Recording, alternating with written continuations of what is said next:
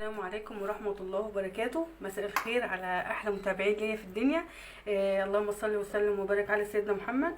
احنا النهاردة ربنا كرمنا وجبنا فرخة صغنونة كده على قدنا، فقلت ايه هعمل فراخ مشوية وجنبها سلطة طحينة وعيش وبطاطس وناكله كده. فيلا بينا نبتدي نقول بسم الله الرحمن الرحيم عشان نشوفوا ايه المقادير بتاعتنا. جبت فرخة غسلتها كويس جدا، وبعد كده رحت اسميها نصين زي ما انتم شايفين كده، ورحت جايبه التوابل بتاعتنا البصل والطماطم وجميع التوابل بقى ديت هنحطها عليها وهنرش عليها الزيت وشوف هيبقى ايه. ادي دلوقتي اهو البصل معانا زي ما انتم شايفين والطماطم والتوابل كلها اهي بسم الله ما شاء الله. ونروح عاملين ايه بقى وماسكينها كده ودعكناها كويس قوي من بره ومن جوه زي ما انتم شايفين اهو. ايه انا شايفاكم قاعدين ساكتين كده مش بتصلوا على النبي عليه افضل الصلاه والسلام.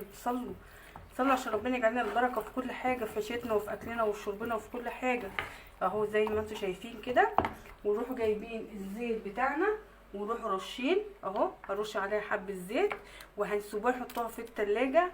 انا عشان لسه جايه من الشغل فانا ايه هسيبها زي نص ساعه ماشي. وبعد كده هنروح مسويينها ونروحوا حاطين عليها حته فحم وتبقى زي المشويه اللي من جوه من بره وهتبقى تحفه باذن الله. ماشي خليكم بقى معايا اما نشوف هنعملوا ايه بعد كده.